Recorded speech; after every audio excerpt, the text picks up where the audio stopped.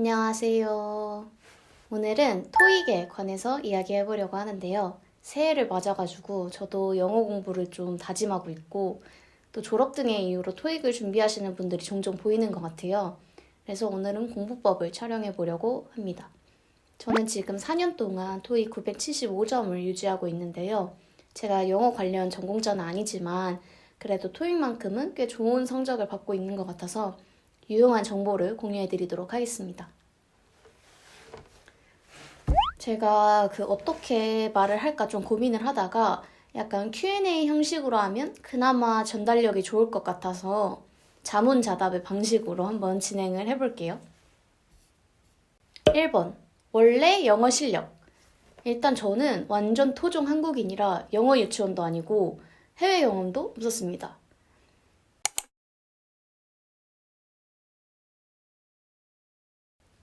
수능 영어는 상대평가랑 절대평가 둘 다 2등급이었고요. 그래서 학생 때 완전 공부를 안 한 거는 아니라서 단어나 리스닝에는 강점이 있었는데 문법은 진짜 약했어요. 그래서 문법에 대해서는 조금 뒤에 얘기를 해볼게요. 그리고 2번. 학원 어디 다녔냐? 궁금하실 것 같아요. 일단 2019년 여름에 신촌 파고다에서 RC 윤지성 선생님, 그리고 LC 레이첼문 선생님 수업을 들었어요. 그때 이제 한 달 정도 수업을 들었고, 이때가 제가 대학교 1학년 때여가지고 막 열심히 들었던 기억은 없어요. 그래도 이제 전체적인 토익에 대한 이해나 감은 좀 익힐 수 있어서 한 달 수강을 하고 830점을 맞고 그냥 자연스럽게 그만뒀습니다.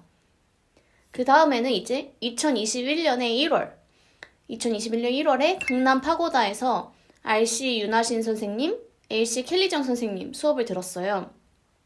이때는 고득점을 목표로 학원을 매일 갔어서 좀 열심히 했던 기억이 있는데요. 그래서 한 달 만에 975점을 맞고 토익을 졸업했습니다. 제가 느낀 그 두 수업의 차이는 난이도에 있는데요. 아무래도 강남의 이 스타토익 같은 경우는 좀 어려워요. 그래서 문법의 지식이 아예 없거나 리스닝이 많이 부족하다 하시면은 기본기를 충분히 채우고 이 수업을 들으시는 거를 추천드립니다. 그리고 저의 공부법. 이제 저의 공부법이랑 점수대별 공부법에 대해서 말씀드리고 싶은데요. 제 공부법 같은 경우에는 일단 점수대랑 무관하게 모두에게 다 적용할 수 있는 방식인 것 같아요. 전체적인 핵심 내용은 바로 반복이고요. 세부적으로 알려드리자면 일단 단어부터. 저는 모르는 단어가 생기면 일단 문제를 풀 때 체크를 했고요. 뜻을 확인하면 책에다가 단어 뜻을 적어뒀어요. 이제 이 다음이 중요한데 제가 한 걸 좀 보여드리자면 저는 이거를 A4 용지에 영어만 쭉 작성을 했어요. 그리고 이 종이를 매일 보면서 한국어 뜻을 내가 바로 말할 수 있는지 확인을 했습니다. 이 중에 모르는 단어가 생기면 또 형광펜으로 표시를 하고 종이 한 장당 한 3, 4일 정도는 매일같이 반복해서 봐줬던 것 같아요. 또 일주일 뒤에 이 종이들을 다시 확인을 하면서 모르는 단어가 보이면 그때 이제 굵은 펜으로 막 표시를 해주기도 했습니다. 아무튼 이렇게 공부를 하면 내가 영어를 옮기는 과정에서 한 번 더 인식할 수 있고 매일같이 확인을 하면서 다시 복기하고 그리고 나중에는 이런 형광펜으로 칠한 단어나 이런 굵은 글씨로 표시한 것만 보면 되니까 시간을 좀 단축할 수 있다는 점이 가장 좋았어요. 이거는 사실 제가 편입 영어 때 활용한 방식인데 이만큼 누적이 되면 될수록 더 효과가 좋고요. 그리고 딱 보기에 진짜 그냥 깔끔하잖아요. 그래서 저는 이거를 막 사진 찍어서 배경화면으로 찍고 다니기도 하고 그러면 핸드폰이 막 시간 확인할 때 어쨌든 무의식적으로 단어를 하나라도 더 보잖아요. 그래서 더 좋았던 것 같아요. 다음은 오답 노트입니다. 오늘 내용이 진짜 다 중요하긴 해도 저는 이 오답 노트가 가장 중요하다고 생각을 하는데요. 저도 토익에 처음에 오답 노트가 왜 필요하지? 약간 이 생각을 했는데 진짜 필요하더라고요. 일단 저는 RC 위주로 많이 적긴 했는데 이것도 보여드리자면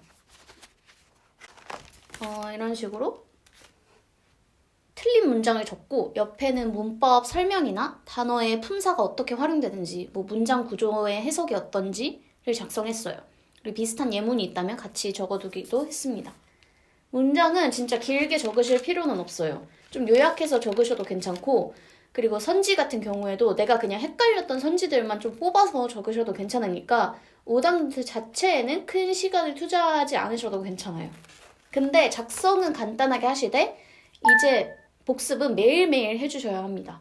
이 오답노트 자체가 내가 진짜 취약한 점만 모은 거잖아요. 그래서 내가 어떤 문법 개념이 부족한지 알 수 있는 게 장점이고, 토익이 진짜 비슷한 유형의 문제들이 많이 나와요.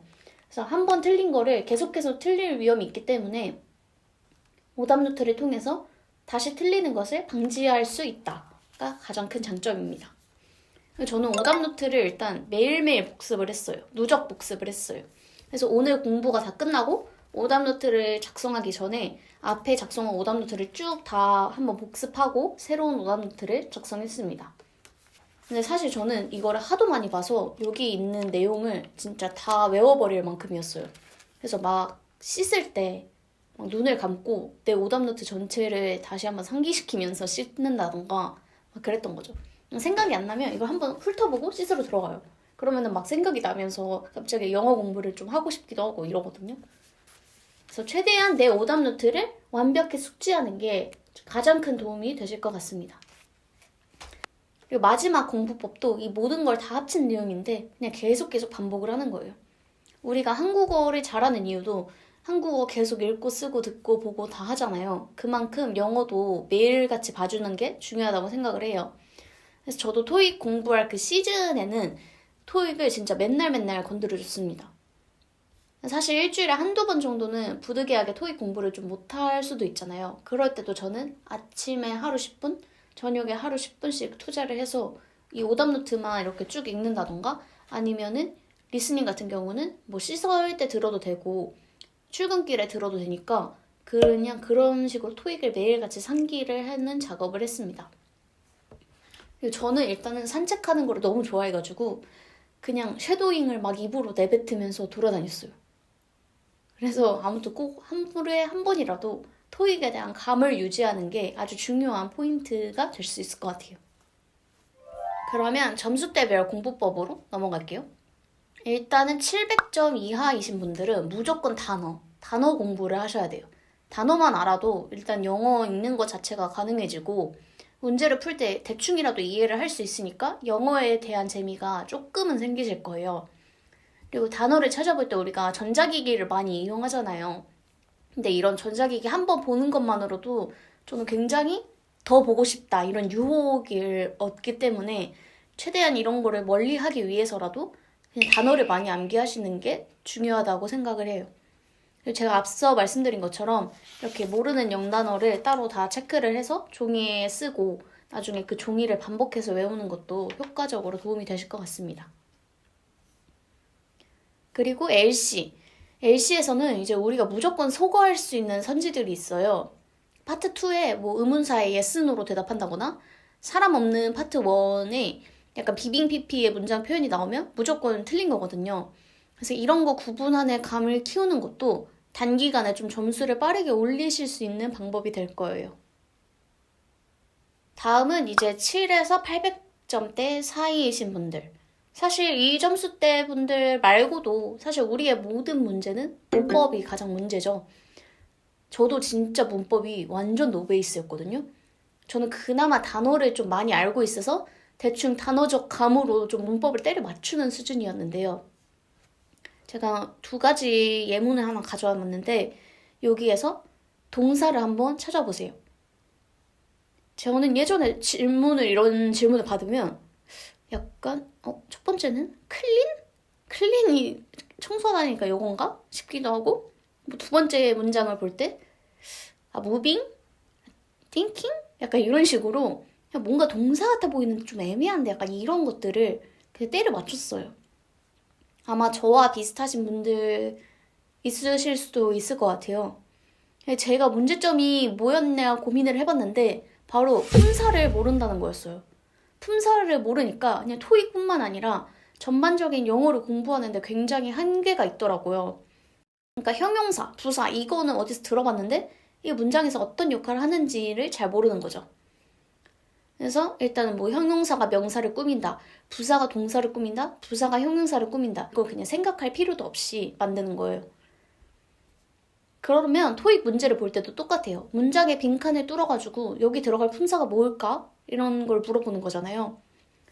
그래서 salesperson 앞에 있는 빈칸이죠. 그래서 salesperson, person이 붙어 있으니까 뭐 하는 사람이겠죠. 사람이면 명사. 명사를 꾸며주는 품사 뭐였지? 아, 형용사지. 그럼 답은 helpful, C. 이런 식으로 되는 거예요. 근데 이 정도는 아는데 나는 관계대명사나 뭐 접속사나 전치사 이런 게 어렵다 하시는 분들도 있으실 거예요. 근데 핵심은 이것도 관계대명사, 관계부사 이런 거잖아요. 접속사, 전치사도 다 그냥 품사에 해당이 돼요. 아무튼 결론은 모든 문장의 품사를 내가 다 말할 수 있을 때까지.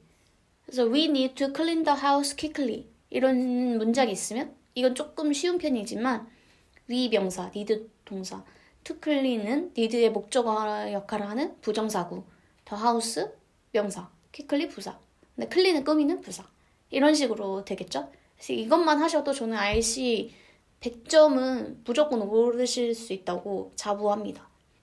그리고 LC는 일단 무조건 섀도잉을 하셔야 합니다. 저도 이게 가장 하기 싫은 공부인 것을 알지만 무조건 하셔야 들려요. 제가 추천드리는 거는 문제의 양을 많이 한다기보다는 그냥 한 문제라도 좋으니까 완벽하게 섀도잉 할 수 있는 음원을 만들라는 건데요. 파트당 문제를 한두 개만 꼽아도 괜찮아요. 그러니까 진짜 완벽하게 따라한다고 생각을 하는 거죠. 시간이 오래 걸려도 괜찮고요. 처음에는 0.5배속, 그 다음은 0.7배속, 마지막에 1배속이 될 때까지 내가 그 문제의 성우가 된다는 것처럼 그냥 똑같이 따라할 수 있을 때까지 반복하시면 됩니다. 그러면은 다른 음원 파일을 들었을 때도 처음만큼 엄청 막막하지는 않으실 거예요.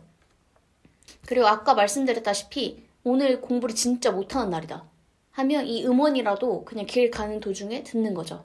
이렇게 꾸준히 반복하면 금방 단어 한 개, 문장 하나라도 더 들리실 겁니다. 그리고 800점 이상이신 분들, 이제 어느 정도 개념도 잡히고 또 토익 시험도 한 번 이상은 보면서 감을 좀 잡으셨을 것 같아요. 이제는 인내심을 가지고 틀린 문제는 제대로 피드백하고 그리고 문제를 조금 빠르게 풀 수 있는 방법에 집중을 하시면 좋을 것 같아요. 일단 파트 5. 어쩌면 좀 당연한 이야기겠지만 저는 문장을 보면 일단 주어 동사 체크하고 전치사구 같은 거는 하나로 묶어가지고 해석 안 하고 넘어가거든요.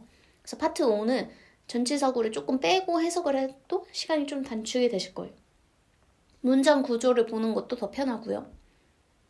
그리고 정확도를 높이기 위해서 빈칸이 어떤 품사를 꾸미는지 화살표 같은 걸 한 번 더 체크를 하면 틀릴 위험도 좀 줄일 수 있습니다. 그리고 파트 6, 7의 장문 같은 경우는 사실 여기서는 디테일이 중요하니까 전치사구를 묶어서 해석하지 말라 이렇게는 할 수 없을 것 같은데요. 그나마 시간을 좀 줄일 수 있는 방법은 이름 같은 거 볼 때 저는 무조건 이니셜로 완전 크게 표시를 해주고요. 가끔 고유명사 읽기 좀 어려운 거나 애매한 것들은 그냥 내가 빨리 읽을 만한 단어로 대치를 해서 읽는 거죠. 그래서 그냥 스펠링 하나만 떼가지고 FD에러 약간 이런 식으로 빨리 나만 아는 텍스트 대치로 핵심을 뽑아내겠다가 중요한 것 같습니다. 그리고 저는 문제를 먼저 확인하고 언급되는 단어가 보이거나 빈칸을 삽입해야 하는 문장 이런 게 있으면 바로 문제를 풀었고요. 대부분 문제에서 일단 주제가 뭔지 물어보는 편이라 가지고 대부분 문장 앞쪽에서 주제가 결정되기 때문에 한두 문단 읽고 주제 풀고 이런 식으로 풀었습니다. 그리고 LC는 일단 또 섀도잉이에요. 문제를 쭉 풀고 발음 뭉개지는 곳, 내가 조금이라도 안 들렸던 곳 이런 것들을 체크한 다음에 그냥 계속적으로 섀도잉을 하시는 게 최고입니다. 그래서 파트 3, 4는 좀 양이 많고 기니까 틀린 문제를 저는 완벽하게 섀도잉 하는 거에만 초점을 맞췄고 다른 것들은 그냥 한 번만 듣고 넘어가는 걸로 복습을 했습니다.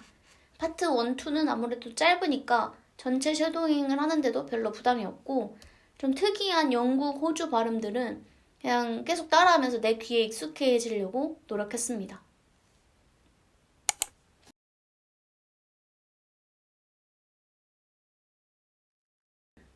마지막으로는 개인적인 꿀팁 같은 게 있다면요.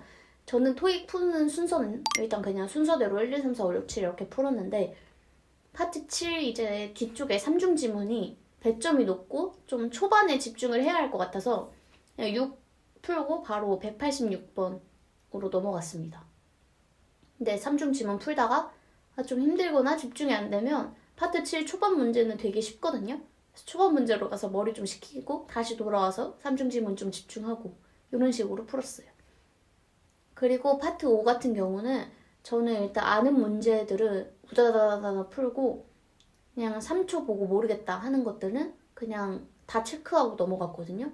그래서 그냥 모든 문제가 다 체크더라도 그냥 직관적으로 빨리 풀 수 있는 것들만 풀고 나중에 조금 더 천천히 한번 다시 봐줬어요.